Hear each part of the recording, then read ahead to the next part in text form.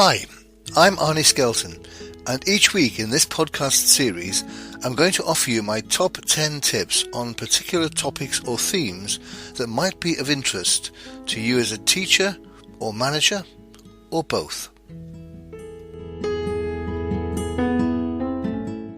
Hi, and welcome to this week's podcast, which is about networking. Networking is something everyone talks about but rarely does effectively. So here are my top 10 tips on how to network effectively. Tip number 1. When you go to an event, go with a clear purpose. In particular, who do you want to meet and why? And how will you make contact? This could include contacting guest speakers beforehand to arrange to meet, or attending a key speaker's session and hanging on afterwards to catch them for a quick introduction. Don't attend an event just to browse the stands, pick up freebies and leave your business cards. That's not networking.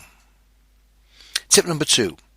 Maintain contact with your contacts. There are a number of ways of doing this. Regular phone calls, newsletters, announcements, special offers or promotions, and shared visits to venues and places of interest. Personally, I do a number of coffee and catch-ups every week. This is social rather than selling, and brings me face-to-face with people in my network on a regular basis. Tip number 3. Use social media to extend your network. It's never been easier to make and maintain contacts and raise your profile. So, decide which social media to use, and use them regularly and with purpose. Which sites are personal and which are for your business, and keep them distinct. And remember to use images, usually photographs. They are much more likely to catch the eye and lead to being read. Tip number 4. Once you have your social media connections, stay in touch by being personal and relevant, and by commenting appreciatively on their posts. Using social media is as much about promoting others in your network as it is about promoting yourself. People love to be noticed, appreciated and valued, and it's much more likely they'll notice and value you in return. Tip number 5. Keep your LinkedIn profile up to date. If you invite someone to connect with you, they are likely to look at your profile. So, put in your profile what you think they will want to see and what you want them to know about you.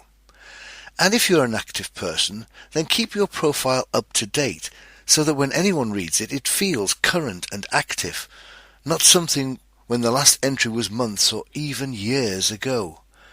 Remember, making a connection is often much, much easier than maintaining it, yet maintaining it is something you will have to do.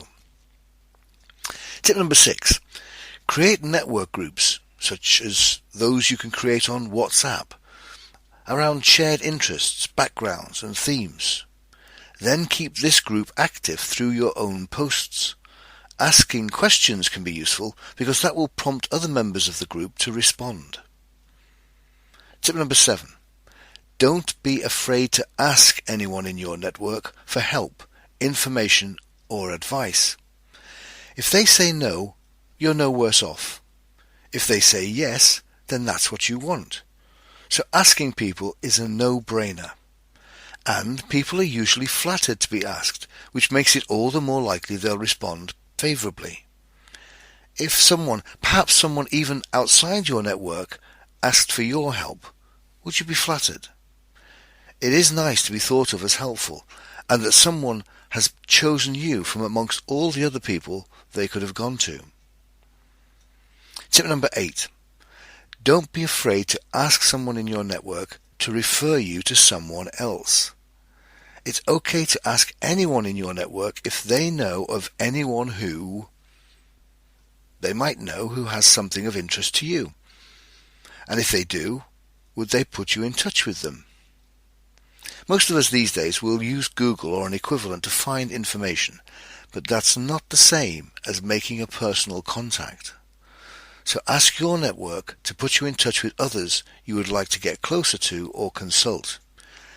For example, yes, you could ask Google for information about how to rent a chalet in the Alps, but how much better would it be if you could speak to someone who shares a mutual contact with you? Tip number 9. See all social contact as an opportunity to network. Be prepared. Always have your business card and a pen with you, and collect their cards. You have much more control over continuing the contact if you have their contact details. And tip number 10. All the points made so far imply that you have a networking strategy and at least a time budget to invest in networking. And if you have staff, do you want to encourage them to adopt these practices too? So that's it, my top 10 tips on networking. Hope you found them useful. Thanks for listening.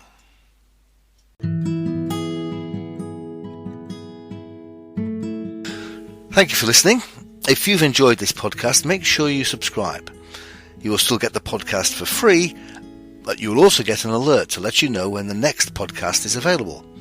And please recommend the podcast to anyone else you think might like it and benefit from it. Also, I'd really appreciate it if you could leave a review and any other comment, because they'll help promote the podcast series on the relevant platform. So, bye for now.